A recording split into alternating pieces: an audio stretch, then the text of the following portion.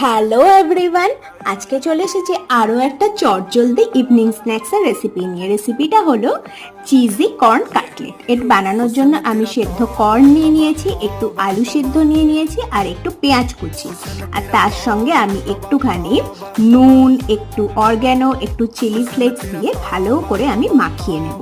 এই মাখিয়ে নেওয়ার পরে বাইন্ডিংয়ের জন্য আমি অল্প একটু সামান্য ময়দা আর একটু ক্রিস্পিনেসের জন্য আমি ব্রেড ক্রাম্প ইউজ করেছি। তোমরা এটা অপশনাল ইউজ করতেও পারো আর নাও পারো।